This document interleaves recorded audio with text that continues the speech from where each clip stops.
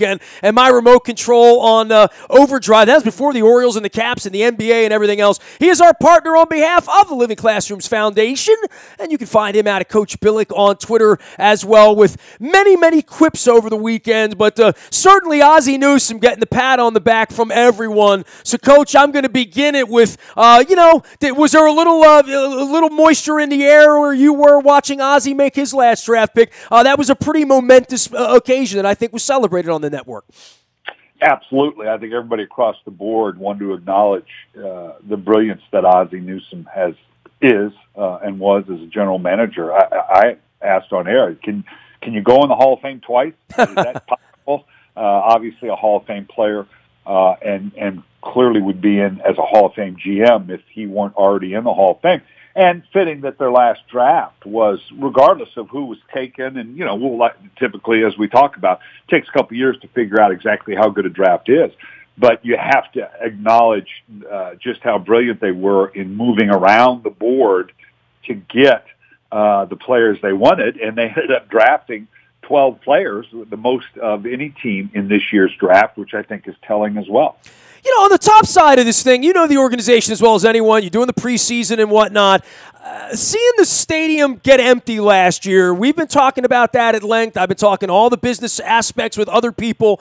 They did something this weekend that sort of reinvigorated hope to some degree, and this is certainly, there's nothing that stirs it up. I don't need to tell you.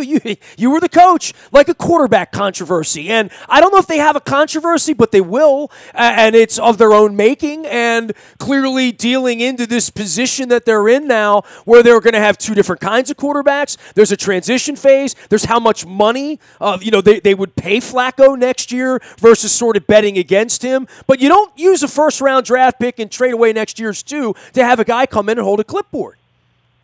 No, and again, you can look at it two ways, and it's just like, hey, this is life in the NFL. All you have to do is go look at Kansas City's choice last year of Pat Mahomes with, I think it was the 10th or 11th pick, with obviously Alex Smith, a very successful quarterback, still on the roster. But that's life in the NFL. You can look at it two ways, certainly from the organizational standpoint, from Ozzie's standpoint. This was a brilliant move. You moved back in the first round a couple times to get a tight end that would have been justified at taking at 16, and you brilliantly got him at 25, leaving yourself enough room to move up and take a young quarterback that, yeah, we'll see. I mean, there's still questions about Lamar Jackson, like there are all of the first-round quarterbacks. There's no reason all of them shouldn't be good, but history will tell us about half of them will fail, and so we'll have to see what happens with it. But clearly they had the conviction to go get Lamar Jackson to finish out the first round and set their organization up for going forward, and it was brilliant in that capacity. Now, you flip the other side around, this is with a quarterback, Joe Flacco, that's only 33 years old and still has a lot of football left. And, yes, the numbers, as you say, are all very real, and we've talked forever about how Joe's looked at and the lack of productivity since he signed the big contract. Certainly John doing it at a time when he's kind of been put on notice by Steve Bisciotti at the end of the year. So there's a lot of moving parts here. But at the end of the day, the organization with the long-range view did what it thought was in its best interest. Well, and I guess in the Lamar Jackson thing, this is life in the NFL, but then there comes to, Harbaugh's going to get paid the big bucks to manage this thing. Flacco needs to manage this thing as well. Marty Morningwig doing a lot of pat on the backs and attaboys and whatnot on Friday as well. But, I think the fans judge this differently, and Flacco is expected to say something. And I saw that Mayock really burred up when it came to why does Joe Flacco have to say something about this. Getting in the room and doing this, and day one, the perception of where Lamar Jackson is, I look at this more realistically, Coach, and say every single team in the league had a chance to draft Lamar Jackson and make him their quarterback. No one did. So that would say to me that there is some level of doubt about him. Otherwise, he would have been long gone and wouldn't have been able to deal a second and out of the second round and into the first round to get him. But then you have managing the room and where Joe is in this situation. Are the fans wrong in thinking that this could be uncomfortable?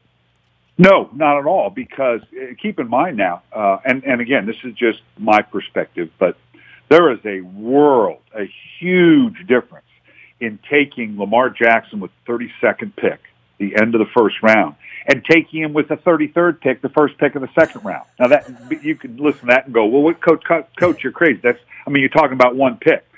But to trade back up to draft a quarterback in the first round is a huge difference and a huge statement compared to just taking a second round quarterback, and that's just taking a shot and no big deal. You look at, although a little bit different, you look at what the Giants did in taking Laletta in the fourth round from Richmond. Brilliant move. He can come in, and that's no harm, no foul. If he turns out great, if he doesn't, and I think he's a pretty good quarterback. And you can see Eli Manning going, yeah, I'll throw an arm around this guy. He's a fourth-round pick. This gives me plenty of latitude. When you take a guy in the first round, whether it's fair or not, that clock has started. And this is a first-round pick. I don't care if he's the first, the 5th, the 10th, the 20th, or the 32nd player.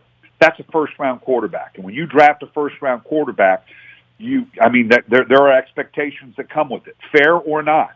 And so, no. And then particularly, we'll have to see again. And we know Joe will be classy about it, and that'll be fine.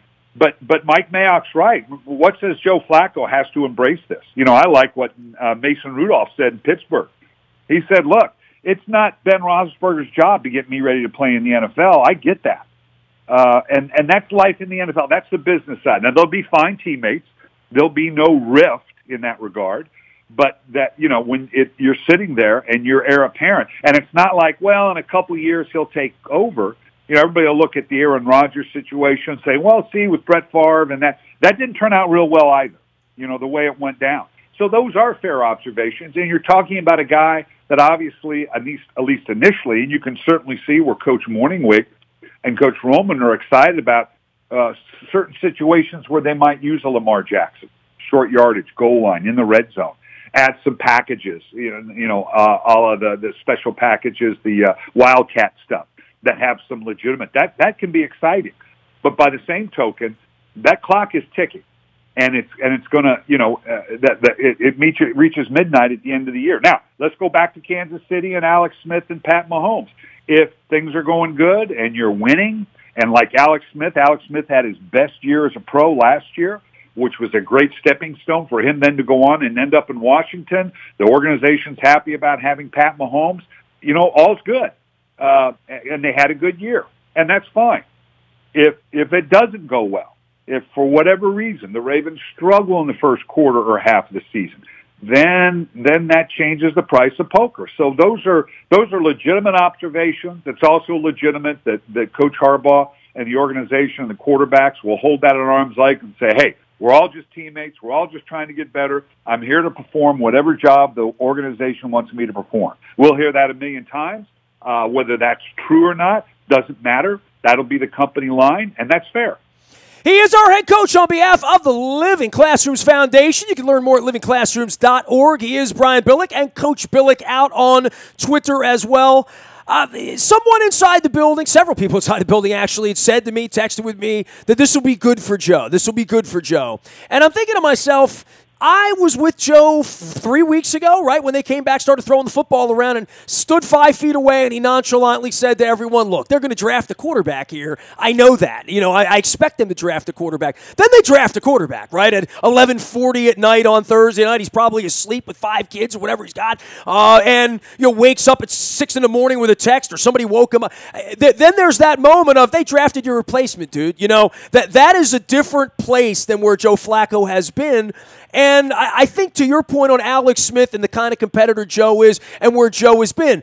But, Brian, there is also a very legitimate part of this and there are studies out there now with all these analytics. The Ravens have spent less money on offense than any team in the league by a crazy amount of money over the last 5 years. They haven't helped him on offense through the drafts. And then they not only didn't help him with the second-round pick, but he signed for $19 million against the cap next year, and they gave their 2 away next year. So there's a legitimate you could have got me a center there and gotten me a tackle or a wide receiver or a running back or something, because I know that's the way guys think. And so instead, they didn't get him help. And I think that's a recurring theme here for those of us that have watched it at 50,000 feet as opposed to inside the building. It's kumbaya and whatnot, but they haven't done enough to help the offense, and Flacco looks to be up right now after the knee and after the back, and it will be interesting to see if he is healthy. But if he breaks down, this is a great, if they feel like he can't do this next year, which really, that's what this said to me, Coach. It said to me, you're not our 2-year quarterback. You're only Mr. Right Now for us, and we're willing to take that cap hit next year and send you off to wherever it is you're going to go. Yeah, well, a couple things. First off, Nestor, I wanted to let you know we found somebody that's going to come in and do the radio with you, and at the end of the year, you're gone. But by the way, I think this is really going to be good for you. I'd love the person that told you, well, this is going to be good for Joe. I wonder how they would feel if the organization said, yeah, you know what, this is going to be good for you. We got someone to come take your job, and you're gone at the end of the year, but we really think this will be good for your growth and your maturity. I think they might have a different perspective. Now, I will say this. I think they did help the offense, and you're right, in terms of what they've done with the offense. That's why last year they were 27th in the league in total offense. At the end of the day, this game has been, always will be, about players. I like the selection of the 2 tight ends. I think Hayden Hurst and the way they got to him was brilliant. I mean, they could have taken him with the 16th. Would have been a bit of a reach, but still doable. I don't think would have been highly criticized. So to fall back twice and get him at 25, which was, to me, a great value, and then to later go in the 3rd round and get the Mark Andrews kid from Oklahoma, they may very well have their Pitta-Ed Dixon combination. Pitta had 86 receptions 2 years ago. Ben Watson had 60-plus. I think this kid Hurst, and this was a great tight end draft, I think he could easily be between that 60 and 80 reception level, and we know how much Joe likes tight ends. So I think they did help. And how great was it that they drafted Orlando Brown? That brought a tear to my eye. Zeus, God rest his soul, was one of my favorite players. And the fact that they took 12 draft choices, I think, tell you they know, and the fact that they didn't trade out of that, and normally that many players would be silly to draft because half of them aren't going to make the team because your team is at a level where, but we know where the Ravens are right now, and there's a lot of things they got to address. And they did it, and then went after it in the draft. So you have to applaud them for that. But yes, all that you said is true, and they're going to hold it at arm's length. The other part of it is, how does the locker room divide? And they'll say it doesn't, and they're unified behind whoever the quarterback is. But the fact of the matter is, we know that's not the way it goes, and that's just life in the NFL. Every place that these quarterbacks went, whether it's Rosen in Arizona behind a Sam Bradford, I'm going to be fascinated to see how the Cleveland thing goes down with Baker Mayfield behind Tyrod Taylor. I just don't know how that's going to go down. A little different with the Jets and Josh Allen because Josh McCown is there specifically to groom him. They've probably got the best situation in terms of the quarterback that's there, re-signed specifically with the purpose of mentoring the quarterback you knew they were going to take. And then obviously in Buffalo, this one's going to be very, very interesting because now, Josh Allen's in Buffalo, Darnold's in New York. But Josh Allen, with the guy from Cincinnati, A.J. McCarron, I don't think he signed with the idea of going, I'm just going to give this job up. So every team that took a quarterback is going through a bit of this transition. Joe just happens to be the most established as a Super Bowl winning quarterback that's going to make this whole story worth following. Are you shocked that the Giants didn't find Eli Manning's replacement? I think they may have. I thought the Ravens were going to draft that kid, right? I mean, I thought that would have been the perfect thing for Joe, but they think friction, and they think a replacement, to your point. And, we haven't talked about Lamar, and I heard you breaking him down as well as all the quarterbacks the morning before the draft, and I know that was one of the things that you were, big into in this draft was looking at all these quarterbacks. Why did he last? Give me the warts on him and give me the scenario where this was really a mistake. And there's also the part where he might not get on the field because if he goes out there and runs around and can't do it, They got a guy they're going to take a $19 million cap hit on next year that can do it, that if Lamar Jackson fades into the background because the Ravens start 5-2 and Flacco's healthy and Crabtree's catching the ball and all of those perfect things, it wouldn't matter if it was Kyle Lauletta or whoever the backup quarterback would be. They don't see the light of day. But I'm telling you, on this one, it's going to be different, to your point, with the first-round part of this as to how we judge it. But what are we judging here in Lamar Jackson? A guy that, as I pointed out, every team in the league said no thank you in the first round to him. Well, a couple things. You begin with the fact that players fall for a reason, when they get to that point. And the book on Lamar Jackson, again, all these quarterbacks, I've said it many times, you can question aspects of all these quarterbacks, legitimately so.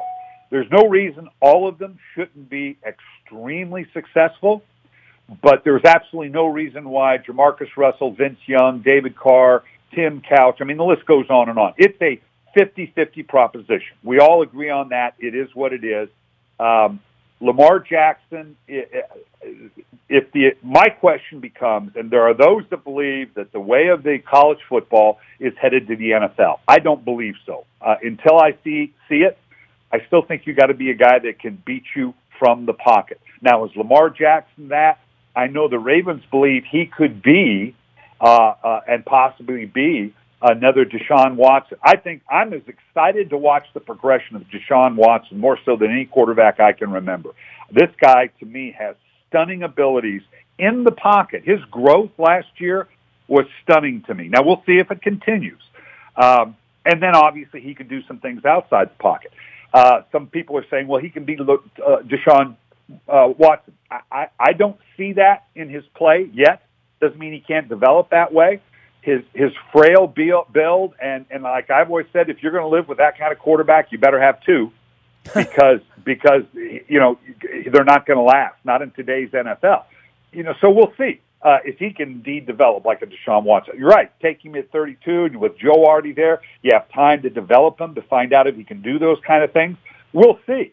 I will tell you this, and I said it on air, when you go back and you look at the quarterbacks over the last 20 years, taken from 20 to 32, meaning that they fell to the end of the first round. Well, they fell there for a reason, either because people early in the draft saw the flaws, or people arbitrarily came up early out of the second round to grab them to get ahead of the curve. Not that that's a bad thing to do, but when you look at the list of the names, yes, Aaron Rodgers is on that list. Okay, cool. Got it. He's the poster boy. But listen to these names: Johnny Manziel, Brandon Wheaton, Brady Quinn, J.P. Lossman, Rex Grossman, Tim Tebow, Jason Campbell, Paxton Lynch, Teddy Bridgewater, Patrick Ramsey. That's a scary list in terms of players that have fallen back to the back end of the draft and how they've performed. Now, does that mean that Lamar Jackson is going to be one of those? No, any more than you can make the same observations about Baker Mayfield and Rosen and Allen. They all have things that you say, well, if they don't succeed, it's going to be because of this. So, again, history tells us that it's a 50-50 proposition, a little less late in the first round, but it doesn't mean they won't be that counterexample to it. And you're right, with Joe there, and if things go along swimmingly, and Joe has the kind of year that you're intimating, and the tight ends help, and the Ravens make the playoffs, the organization has the room to say, well, you know what? Yeah, Joe, we're gonna give you that which actually anything under $20 million is kind of a bargain, and you pay as you go, so that's not unreasonable. And you buy another year to see where you're going with it. It could definitely go that way, and everything would be copacetic. If it goes the other way, then we'll have to see what happens.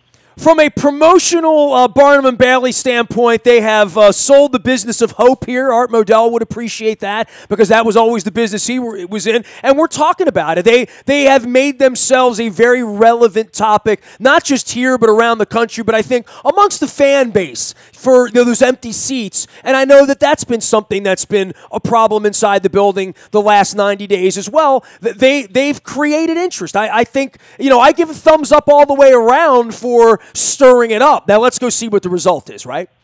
Well, Nestor, we've talked about this for a while. An event we were at together, we saw a little example of that. Yes, the NFL knows, and we all know, that the issues that presented last year and some of the discord in the fans and those that are walking away from their PSLs and all, yada, yada, yada, is real. That is palpable, tangible, and it's real. And it's something the league is very aware of and all the teams are aware of. Having said that, we just came out of a draft. Did you see the numbers that were in Dallas to go to the draft? If I'm not mistaken, and I'll butcher the numbers here, I don't know if the dogs are upset. Yeah, right. I don't know if it was the first day. That's the Browns fans back there barking at the picks. Right. But and so I'll be close enough to where it's the first day of the first 2 days. And again, it's on across formats now. All the ESPN, Fox, NFL Network shared with Fox. 11 million viewers, I think, to the first day of the draft, compared to an NBA playoff game that had 2 million viewers. So, like we've said, yes, the NFL, that's a very real issue they have to address, but anybody thinks that the NFL is going to dry up or fade away and go away, that the stadiums are going to stay empty because of you're underestimating the strength of the NFL. Very real issues that have to be addressed for the fans, but as the draft is an example of it, if your team is doing well, the enthusiasm, the stadiums are going to be full again. And if you're not winning, then, a little bit different than the past, then you're going to take a bit of a hit. But I think all that we're talking about and the conjecture in the NFL and the difficulties, I think they're handling it. I don't know your son-in-law, but I know his wife, and I'm going to tell him you were bagging on the NBA there. I'm telling him you were saying bad things about the league and how big the NFL is compared to the NBA. Hey, what do the players say? Hey, I'm just being honest here. Well, that's what you get paid to do now, which is part of the fun, right? Lamar Jackson and Joe Flacco, it's not your problem anymore, but you get to talk about it, Yeah, people are, it's real easy for me to now and it's great. I'm part of the media, so I can talk out of both sides of my mouth. Perfect. But as I said on air, I love it. I love it. It's going to be exciting. I think preseason's going to be exciting. Now, I can say that because it's not my problem. I don't have to deal with it. Because, it is something that you're going to have to deal with, but they will, and it'll be fun to watch. Coach, appreciate you, man. Tell the dogs that the Browns did okay, too. Not really. I don't believe in the Browns. No, they did. They did. I like what the Browns did. Yeah, the sheer odds. You got to figure the sheer odds they're going to get it right at some point. I'll take Lamar Jackson over Baker Mayfield. We'll come back and measure this in 3 to 5 years. How about that? Sounds good. He is head coach Brian Billick on behalf of the Living Classrooms Foundation, and Coach Billick out on Twitter as well. Learn more at livingclassrooms.org. All of our WNST programming brought to you by our friends at Howard Bank, a relentless commitment to being the best at everything they do. Branches throughout Baltimore and Maryland, as well as Royal Farms, real fresh, real fast. I got the Kona blend, although I'm almost running on empty here in my Cole Roofing mug on our Facebook Live and our YouTube WNSTV video. There's a bunch of plugs for you there. But Cole Roofing, Cole will be here later in the week, and I'll be drinking Royal Farms and the Kona blend. Although I got to try the Brazilian dark roast. That sounds like something I would that I'm going to dig. I'm putting that on the list. Rofo, real fresh, real fast. Make sure you're using the app when you're gassing up. Get your points. You'll get your fried chicken for free. You'll get your Western fries for free, your Kona blend, or even your vanilla or the gourmet blend. Jamaica Blue Mountain. That sounds good, too. Get in there and pour some. It's Royal Farms, real fresh, real fast. I'm headed to Laurel on Saturday for the Kentucky Derby. They do a special celebration down there. I've never been to Laurel for the Derby, so I'm obviously going to be at Pimlico for the Preakness in a couple of weeks as well. The Maryland Jockey Club, our partner. Learn more about all the entries for the weekend out on the front of our website at WNST.net, the Laurel entries and the Maryland Jockey Club also in our morning newspaper that ships to you each and every morning at 7 a.m. It's all brought to you by Planet Fitness at PlanetFitness.com, where it's still $10 a month to get in the best shape of your life, guaranteed. Last but never least, any breaking news happens first on the WNST Tech Service. Tech Service was all over the place over the weekend with all the draft picks. Luke's doing a great job with that. The Orioles headed out to the West Coast this week, and the Ravens cooling down a little bit. Going to sign some undrafted. They're going to sign the unsigned. That makes sense. Undrafted free agents this week.